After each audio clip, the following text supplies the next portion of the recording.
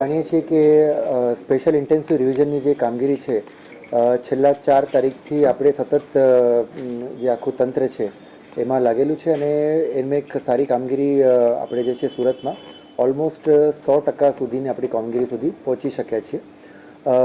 આજની પ્રેસ કોન્ફરન્સનો હેતુ એ છે કે 2-3 વસ્તુ હતી કે આપણે અત્યાર સુધી 73.65 જેટલા વોટર સુધીના ફોર્મ્સ આપણી પાસે પરત આવ્યા છે.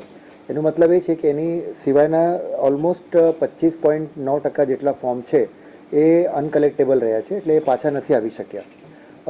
કમિશનની સૂચનાથી અમે ગઈકાલે બધા BLO શ્રી મારફત એવા જેટલા પણ અબસેન્ટ, ડેડ, શિફ્ટેડ વોટર્સ હતા એમની યાદી છે પોલિટિકલ પાર્ટીઝના જે બૂથ લેવલ એજન્ટ છે એમને સોંપી છે અને એ સેમ યાદી છે આપણે કલેક્ટર ઓફિસની જે વેબસાઇટ છે એમાં પણ મૂકી છે. એટલે બધી જાહેર જનતાએ જોઈ શકશે કે જેટલા જે ફોર્મ્સ છે ઓલમોસ્ટ અરાઉન્ડ 12,68,000 જેટલા ફોર્મ્સ છે એ ફોર્મ્સ જે કયા લોકોના ફોર્મ્સ પાછા નથી આવી શક્યા એની બધી જ એ ટોટલ યાદી છે નામ સાથે આપણે પાર્ટ વાઇઝ એમાં મૂકી છે આપણા વેબસાઇટ ઉપર.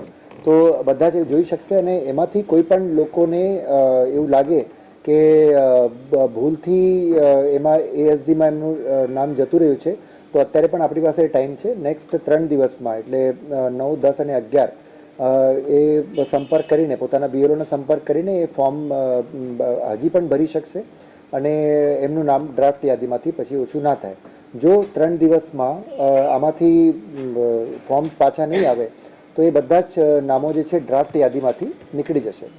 જો કે હું અહીંયા એ પણ મેન્શન કરવા માગું છું કે જો ડ્રાફ્ટ યાદીમાંથી નામ નીકળી પણ જાય તો પણ કોઈએ પેનિક થવાની કોઈ જરૂર નથી. એના પછી જ્યારથી ડ્રાફ્ટ રોલ પબ્લિશ થશે 16 તારીખથી આપણે જે બધા જ લોકો 6 નંબરના ફોર્મ્સ ભરી શકશે અને ફરીથી પોતાનું જે નામ છે એ યાદીમાં ચડાવી શકશે. બટ હિતાવહ એ છે કે અત્યારે જે 3 દિવસનો આપણી પાસે ટાઈમ છે એમાં જેટલા પણ પોતાનું નામ ચેક કરી લેજો અને જો ASD યાદીમાં સમાવેશ થતું હોય તો તમારા BLOને સંપર્ક કરીને એ પોતાનું જે ફોર્મ છે એ જમા કરાવી દે.